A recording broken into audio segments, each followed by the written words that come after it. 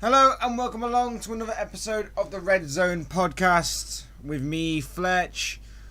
We're going to be talking all things Liverpool as per usual. We're going to be looking back over the Southampton game in which Liverpool won 3-0. We're also going to be reviewing the Chelsea-Liverpool game that happened on Wednesday night, the first loss of Liverpool's season. We're going to be discussing what went wrong, sort of the things that's come out of that game, that kind of thing. And then we're going to be previewing Liverpool's game this weekend against Chelsea again, in arguably the biggest test of the season so far. So, first, the Liverpool victory against Southampton, 3-0, an own goal, Joel Matip and Mohamed Salah all got on the score sheet. Relatively comfortable, to be honest. I'm not going to go into too much detail this time out because I'm pretty much going to say the same things as I've said throughout the entirety of this campaign so far, in which it was a comfortable victory. The majority of players played very well. And we got another clean sheet out of it. Scored 3 goals. It was pretty good. The only talking points I can really come out with is that Alisson was no more than a spectator for the majority of the game. I think that was evident in the fact that his first save came in the dying minutes of the game, which was very good from Liverpool's defensive point of view. Van Dijk obviously came off injured, but thankfully it doesn't look too serious, so hopefully he's back for this weekend. He sat out the midweek game, which I was expecting him to do whether he was injured or not, to be honest.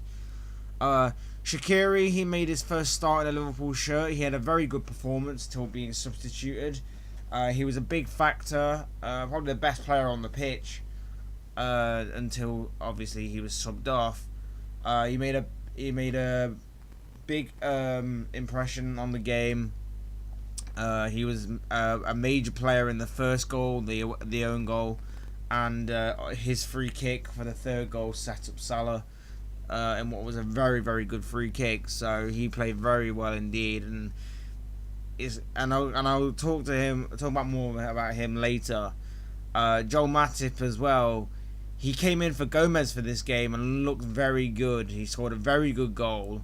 And it says a lot about these two players, Shaqiri and Matip in particular, that they're not starters no more. Like, Matip, when he first came in, was a starter because he was literally head and shoulders, literally and figuratively, head and shoulders above the rest of our defence. He was better in terms of quality.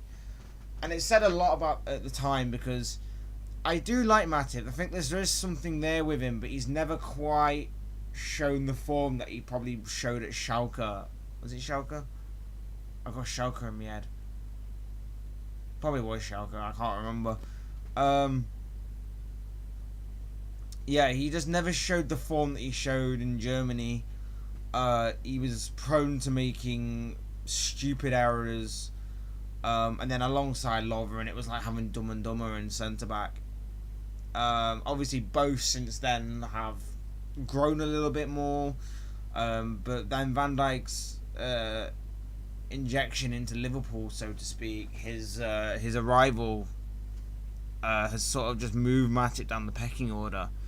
Obviously Lovren was second choice since playing alongside him, but with his injury, Joe Gomez has really stepped up his game and took his opportunity.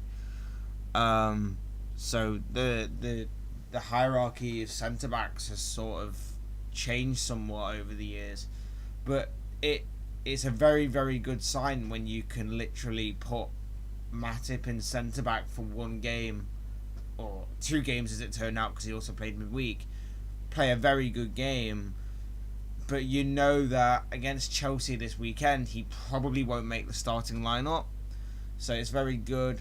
Shaqiri again is another one. I don't think he'll start this weekend, but it's still great to know that he hasn't been used for large parts of this season. He's been mainly a guy to sort of bring on with minutes to go to sort of add a little bit of pace to to try and threaten a tired defence, try and win us a few free kicks, to hold up the ball, that kind of thing. So it's very good when these players can sort of come in for an entire game, put in a good performance, and be proper backup players. As I say, comfortable victory in the end and an easy 3 points. We won't read too much into it because Southampton were poor on the day. Like I said, Alisson didn't make his first real save until the 90th minute. So, yeah, comfortable 3 points, and hopefully we move on to our next Premier League game against Chelsea, which I'm going to preview later in the show, and hopefully we get another 3 points from there. Now, moving on to the Liverpool-Chelsea game midweek, in which Chelsea were 2-1 winners, there's a lot of things to take away from this game. This was like Liverpool's B team we were playing here. There's many factors in this game for us. I wouldn't really say it was majorly exciting. I'd say that there were moments in the game, and I'd say there were more moments than long terms of play. It wasn't like it was proper end to end, and it could have been even more exciting. It was more, there was a moment, then there was a dead patch, then there was a moment, then there was a dead patch, then there was a moment, then there was a dead patch. It wasn't as like fluid and as end to end as that.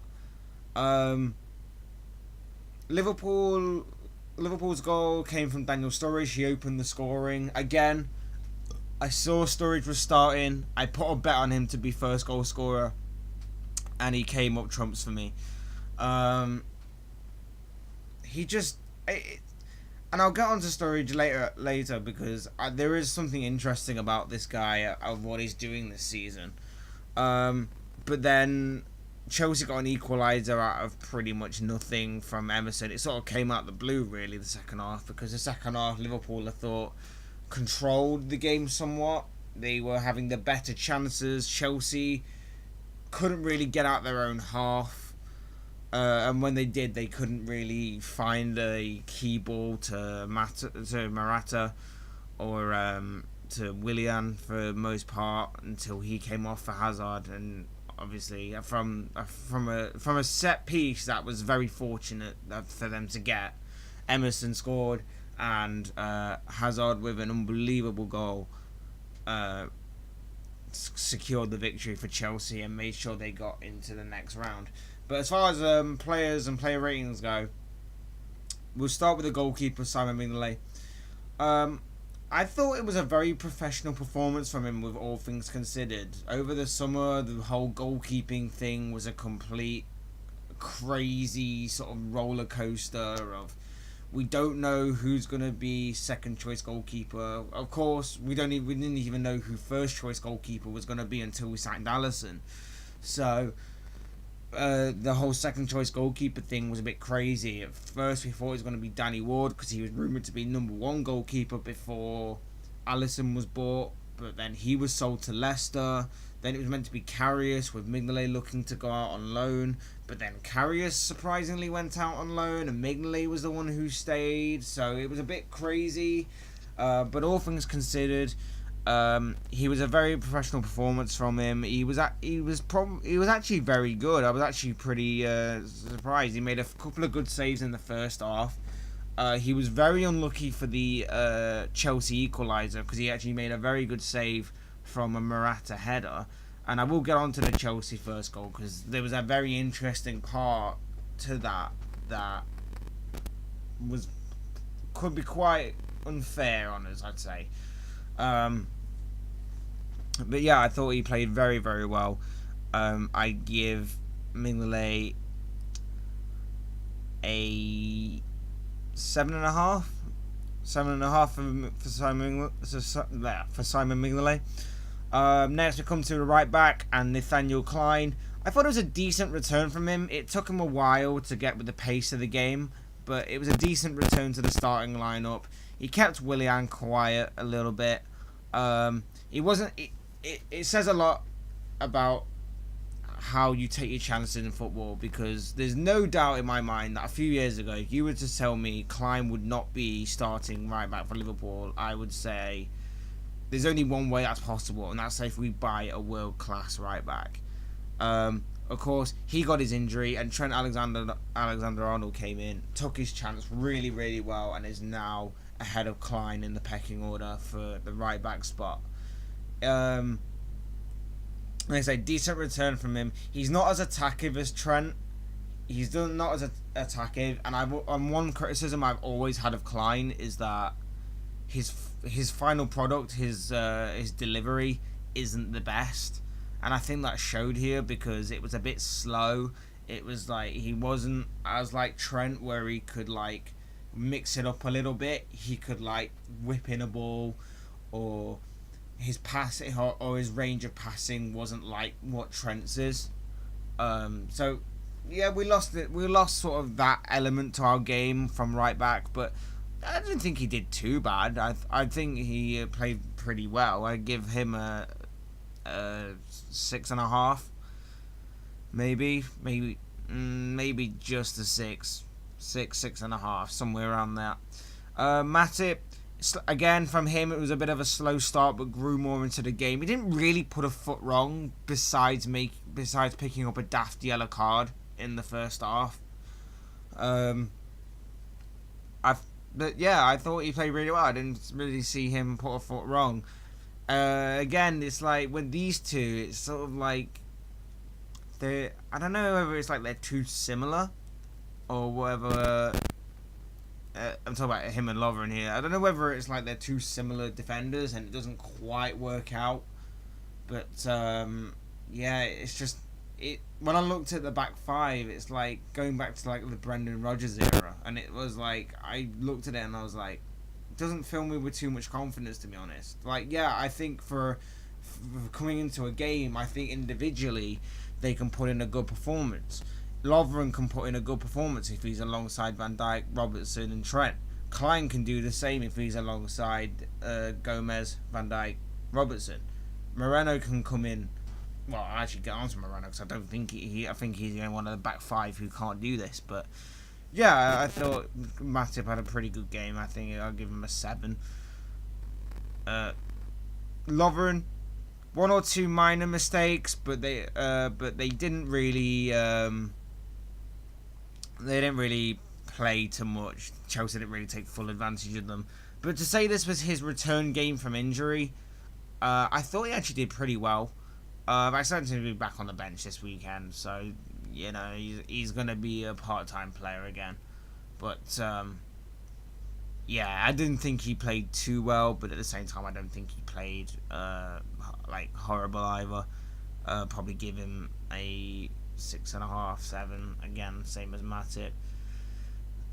Now, Alberto Moreno, I've got a lot to say on this guy, so I'll get to bullet points and then I'll talk to you about him more after I've done the player review. I'll basically just say about Moreno, poor performance,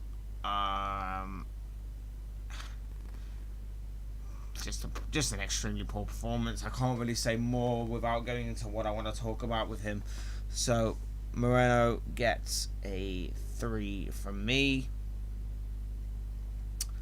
Keita, he was a good attacking threat throughout the entire game. He was playing more of the advanced 3. He done some good recovery runs as well and blocks. His first goal doesn't seem too far away. He seems to be getting closer and closer with each game that he plays of finding that first goal. And if it weren't for a couple of good saves from Caballero, he probably could have got that. Good attacking threat. His shot forced Caballero into the save that made Sturridge score. Pretty good game from him. I'd say he may have been our best player on the pitch. I'd probably say 8 for him. As for Fabinho, first game we've seen him play, and you can kind of see he's going to have to take some time to get to grips with the English game, but I thought he actually did okay. I thought he did pretty well to say that this was his first proper game. Passing seemed to get better as the game went on. Just needs to work on his positioning a little bit.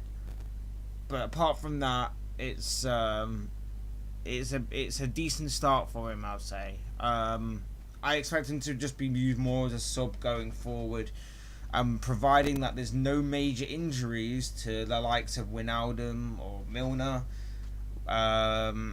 he won't be in the starting lineup unless there is injuries, and then I might begin to slightly worry a little bit because it might be too soon for him. But yeah, you can see why Klopp's trying to break him in slowly. I mean, maybe against a big team like Chelsea, maybe it's not really fair to judge him on. Maybe but then again, would it be the same if it was like a smaller club? Maybe if you got like a League 2 club or League 1 club in this competition, would it have been fair to judge Fabinho then if he played absolutely great? I'm not sure. I think maybe a run of games may be fairer, but I thought, like I say, he did pretty well to say it was a big club like Chelsea. Probably a 7. Probably a 7. James Milner, I think the early yellow card he picked up stunted his game a little bit. He wasn't able to go into them crunching challenges and press as much because he was scared of getting another yellow. And obviously that would have meant a red, and that would have meant that he was going to be suspended for the game at the weekend. Subbed out for Henderson. I think, like I said, what I'm saying is true. Maybe the yellow card did stunt his game a little bit. I think probably that was his worst performance of the season. And even his worst performance of the season was still pretty up to par what we expect from Milner, I guess you'd say. Like, everything that he's done this season has probably exceeded expectation. So, to have one poor performance, if he plays incredibly well on Saturday, then, you know, this performance just goes out the window and we forget about it. 6.5 for Milner.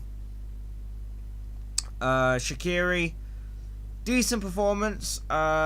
His shooting was a little off, to say the least. But he made a couple of decent crosses, especially in the first half. There was one where... The thing about Shaqiri, and I noticed it in the game, and this is a critique on Chelsea.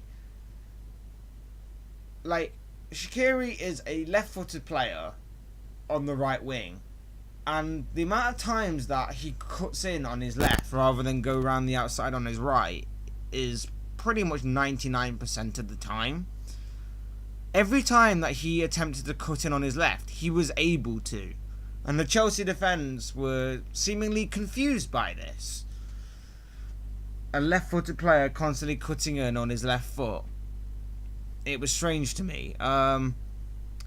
I felt he faded out the game as the game went on. He wasn't as effective. Like I say, he put in a decent cross for Mane.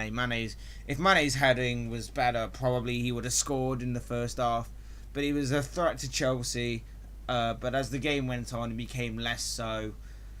Did a bit of tracking back, which was good. His energy is something Liverpool fans have been wanting. And Klopp will be liking it so far. Look, they were liking his performance. I give him a 7. Like I say, if his shooting was better, maybe he could have got a goal. But of course, didn't. Sadio Mane. I thought one of the front three that we usually have would start, and my money was on Mane because he'd slightly gone off the boil in recent weeks. Gone unnoticed because we've been winning games, but I felt like since his blistering start to the campaign, he gone off the boil a little bit. Constant threat down the left. Like I say, a better header in the first half may have seen him score, and yeah. Besides that, he was subbed off for Firmino in the second half, to be expected with the game against Chelsea coming up. But apart from that, he didn't really put a foot wrong, to be honest. Yeah, he could have had a goal or two with a better final product, but yeah, it's nothing really. 7 out of 10 for Mane. Finally, Sturridge. again, I knew he was going to score. I said it at the beginning. I said that when I saw his name on a team sheet, I knew he was going to score, so I put a bet on him to score, and the guy came up trumps for me again. He could have had a hat-trick, in fact. Like, he had a couple of chances in the first half. There was one chance where Chelsea were playing the ball out at the back, which I think, if our pressing game on Saturday is better than our pressing game was on Wednesday, we are going to press Chelsea into making so many mistakes, because there were so many loose balls at the back for Chelsea, particularly in the first half and second half even, that we could exploit that, and we could get like 3 or 4 goals just from that. It was that if our final ball or our end product had been so much better, we could have got more goals. Like I say, there was one in the first half where Shaqiri played a first-time ball from a loose pass into the path of Sturridge, and a better first touch could have seen him get a shot off. There was another one right in the early stage of the second half. Sturridge went through one-on-one, rounded the goalkeeper, could have took a touch just to steady himself and then fire the ball into the back of the net, but chose to shoot first time, missed an open goal. He also hit the crossbar, and it was an okay performance from Sturridge. Like, yeah, he missed a couple of good chances, but he did get the goal, hit the crossbar as well. But at the same time, he's not Firmino. Like, yes, it's great right now that our backup striker has 3 goals for the season. Don't get me wrong. He's barely played. He's only played properly 2 games, and they came obviously on Wednesday against PSG. The rest of the games he's come on as like a sub. So for him to get 3 games, so for him to start to play fully 2 games and then make cameo appearances in a few others, but to get 3 goals, which is the same amount. I think it's the same amount. It's there or thereabouts the same amount as Aguero and Kane. I think both of them may be on 4 right now. But to say that they've been playing constantly, Sturridge hasn't, and he's still managing to match them in all competitions, is a great achievement for Sturridge, and shows that he's getting back to where he's at his best. So it's great, and again, I go back to this point of our backup players need to be doing this. Otherwise, they're not backup players, and we need to get rid of them, because if your backup players can't do the job of coming into a game, a one-off game, putting in a decent performance, and being placeholders, or even challenging or attempting to knock on the door to Klopp and say, "Hey, I think you should play me instead of my rival who's in this position," you don't deserve to be at this club. And that's exactly what Sturridge is trying here. He knows that he's not going to be first choice striker ahead of Firmino, because Firmino is A, that good, and B, the best player to have for a Klopp team. He knows he's not going to be that guy, but at least he can say, I'm trying to make an effort here. I'm not trying to give Firmino an easy time, because Firmino can easily go off the boil. Firmino could have easily got off the boil, because there's no one else that... If Sturridge wasn't here this season, his closest rival would be Solanke, or even Origi, a guy who was supposedly out the door in the summer, but magically changed it around within training, within like a week. So, at least Sturridge can say that he's trying to put some pressure on Firmino, and it's great to see that he's going to be doing the job for the team when called upon. Now, in the game, Chelsea, I felt, were lucky. I felt the referee made a few inconsistent decisions. He was booking Liverpool players left, right and centre, whereas Chelsea was seemingly getting away with much worse fouls, in my opinion. There was one in particular in the first half. There was Milner and Matip picked up silly bookings. I get it. They were daft bookings. They were intentional to stop the counter-attack from Chelsea a couple of times. But they were ones that maybe that early in the game you may just let slide, because he let Moreno have a couple that he let slide. So maybe I was thinking he could let the Milner and Matip one slide. but he didn't. And then there was one where Kovacic took out Milner from behind, and I was like, that's not a yellow card, but Milner bumping into one of their players literally is. It made no sense to me, but the referee did that throughout the entire night. He made several inconsistencies. As I say, the free kick leading up to Chelsea's equaliser was very fortunate. It didn't seem that way. And then, when the ball came in, Morata looks to be standing in an offside position. Of course, on the face of it, like, from first reaction, okay, the referee might not, or the linesman may not see it's offside. It happens in football, unfortunately, because sometimes we're blind. But we had VAR in the game. We had VAR in this game. They took about 2 minutes to review it. And even though they could still see Morata standing in an offside position, didn't rule it out. It made zero sense to me. Why would they have it in this game and then not use it? It made zero sense.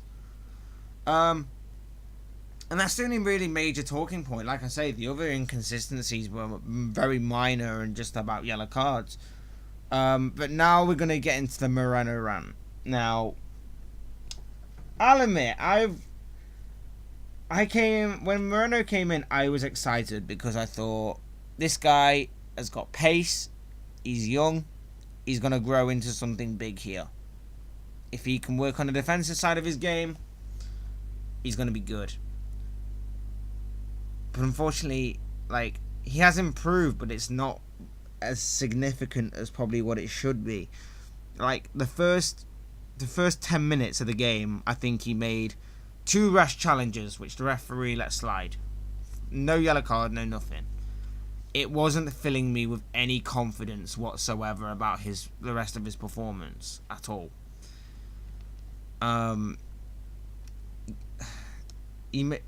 Moses was against him. Victor Moses, a guy who many people forget was at Liverpool for a year on loan. Victor Moses had him on toast in that game. It was... Look, as I said before, if you're as a backup player, you know your role. You keep up, you maintain the level of training, you maintain everything that you previously had if you were in the first team before or not. You maintain that. But you try and get better, and you try and put pressure on the people that are ahead of you in the pecking order, so to speak. Seeing that performance on Wednesday just goes to show how important Andy Robertson is for us. Moreno's final product is nowhere near good enough. He reminds me a bit of Valencia. He may have a little bit of pace about him, and he may go past you, but his end product is going to be just to smash it across goal, and it won't even beat the first man. Moreno is a guy who defensively can get very fortunate. He can get very fortunate defensively. He can make a couple of decent blocks. He can make a couple of tackles every now and again. I don't think he's good enough. I just don't think he's good enough to be a backup player for this team. I genuinely don't. I don't think he's good enough. I think the only way to make him good enough is to have him have a run of games, because last season, like, he didn't start off well. When we were breaking in Robertson gently into this first team, like, he didn't start off well, but he got better as the games went on. And then obviously when we brought in Robertson, it sort of just halted that, and then he was only used for minor cup games and occasionally games where we needed to rest some of our key players because we had a big Champions League game coming up. Moreno doesn't have that. But now that obviously Robertson is our first team choice and Moreno's second team, like, I was saying, like, Matip, you can probably put him in for a game and he'll do well. Same with Klein, same with Lovren. For one game, they're great. Put them in for a run of games, they can get better. That's good. But Moreno seems to just be the odd one out here, because Moreno I think needs a run of games to get used to everything again. It reminds me of Sacco. When we had Sacco, I thought Sacco played very well after having a run of games. But if he was to like get injured or something and then come back into the starting team, it would take him 2, maybe 3 games to get used to everything again. Moreno doesn't have that luxury this year. If Moreno's going to play this year, it's going to be in the occasional game, barring a horrible injury to Robertson, touch wood.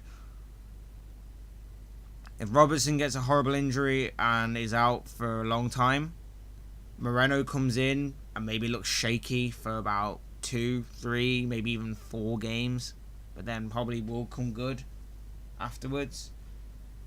But for right now, and I hope I don't jinx it, right now that doesn't seem to be the case, and it's not good because, like I say, Moses had him on toast. Moses really did have Moreno on toast for the majority of the game, and if Moses had a better end product, Chelsea could have got a couple of goals from that side. He was beating them all ends up. Moreno's getting frustrated. He was lashing out. Could have got booked. Could have got even worse. And then, like I say, and then when Hazard came on, usually we're used to seeing Hazard play on the left, cut inside, weave his magic, that kind of thing. When he came on, he knew that Moreno was an easy target. He could sense blood with Moreno, so he went and stood with Moreno. He went and stood with him because he knew that if he was going to score a goal, targeting Moreno, or if the team were going to score a goal, targeting Moreno was going to be the best bet. Hazard played smart. It was a great goal from Hazard, don't get me wrong. Absolutely phenomenal goal. Like, the skill involved, the power and the shot, everything about it was quality. It was just, we made it too easy. Like, Moreno was scared to make a challenge. I don't think Robertson would have been scared to make a challenge. I think Robertson would get into position, and I think he'd get some sort of block, or he would make Hazard play the ball rather than keep it. I don't think Robertson would have let Hazard beat him easy. I don't think he would have let Hazard shoot from there. I don't think that ends up in the back of the net if Robertson is there. I honestly don't.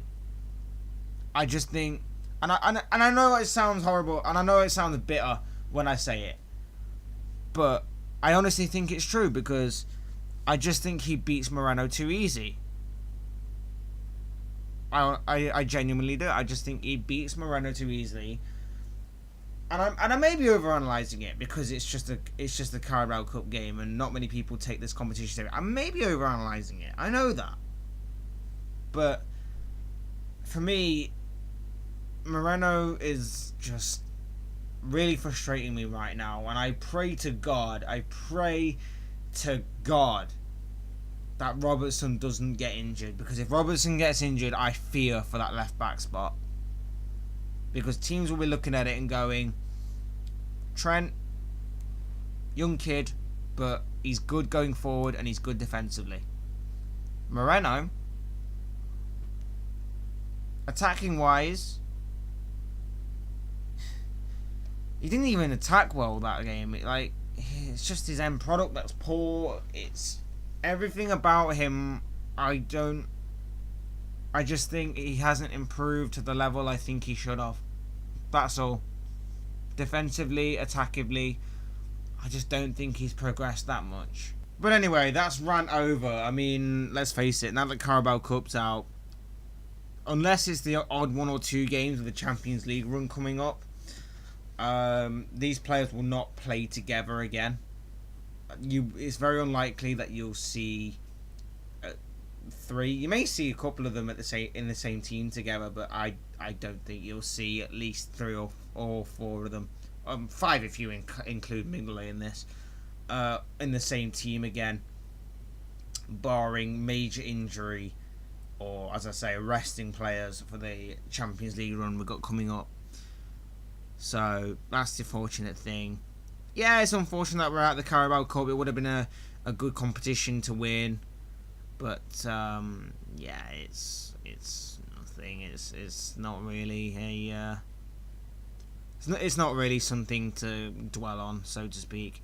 The big game, if you were given the choice of winning this game or the game on Saturday, of course you would choose the game on Saturday. Now, that's what we're going to get onto. Nice segue. It's at Stamford Bridge. It's a 5:30 kickoff. It's on Saturday. Chelsea versus Liverpool. Team news. I'm pretty much going to go with a similar team that we've been playing all season. Alisson in goal. Trent at right back. Virgil van Dijk comes back in. Gomez comes back. Robertson's back. Milner. Wijnaldum. The third midfielder has always been a tricky one to predict this season because you can go with Henderson. You can go back to Keita. Personally, I think for this game, having seen Kovacic, having seen what Kante does again when he comes back on, I honestly think he'll go with Henderson. I honestly do think he'll go with Henderson. I don't think Keita will retain his place. I don't think Fabinho will retain his place either. I honestly do think that Henderson will come back in. Salah back on right wing. Mane retains his place from midweek, start left wing, and Firmino up front to replace Sturridge. That's how I honestly think it will be.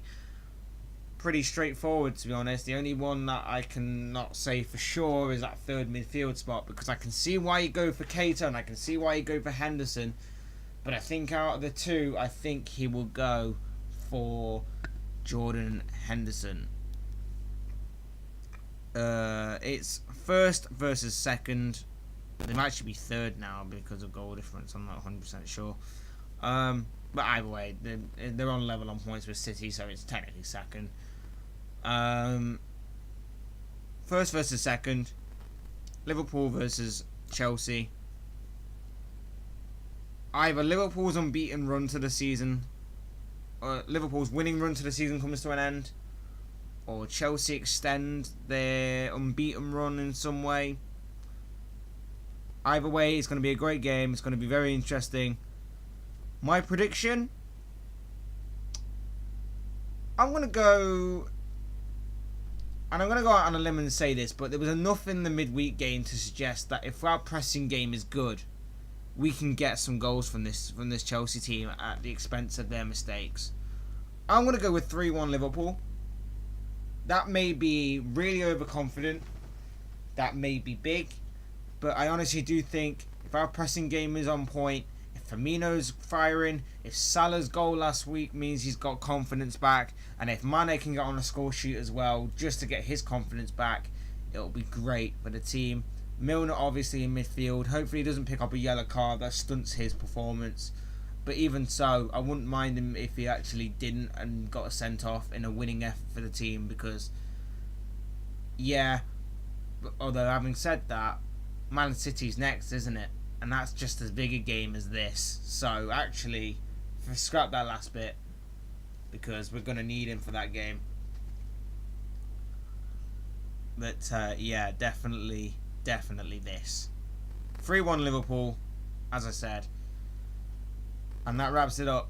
Guys, any comments, put them in the comments section below, whether it's about the Southampton game, the midweek Carabao Cup game. What do you think of the performance of the players? What do you think of my rant on Alberto Moreno? And also, what do you make of this Saturday's game against Chelsea in the Premier League? What do you think of the starting lineup? Do you think it will be what I predicted? Do you think it will be any different? Do you think Shaqiri will play? Shaqiri is another option that we have, whether it's through the centre or on the wing. It'll be very interesting to read your thoughts on that. And of course, your predictions. Do you think Liverpool will win? Do you think our winning start to the season will come to an end? Do you think we'll actually pick up our first loss of the Premier League campaign? I'd love to hear from you on all of those things, or maybe even things that I haven't even mentioned in this rambling section. Otherwise, guys, like the video if you enjoyed the video. Of course, hit that thumbs up button on the way out if you enjoyed it. Subscribe if you're new or want to see more content like this, or want to go back to what I've been talking about this entire season on other episodes of this, or any of the other footballing / gaming content. Kind of gone off the gaming side a little bit on this channel, but I don't know, maybe I'll come back. I'll definitely come back to when Spyro comes out. Maybe even when Red Dead Redemption comes out as well. Otherwise, guys, like I said, thanks for listening, thanks for watching, really do appreciate it. And I will see you all again. Wait a minute. I ain't done my sign off, have I? This has been Fletch. This has been another Red Zone podcast. And I'll see you all again soon in another video or another podcast.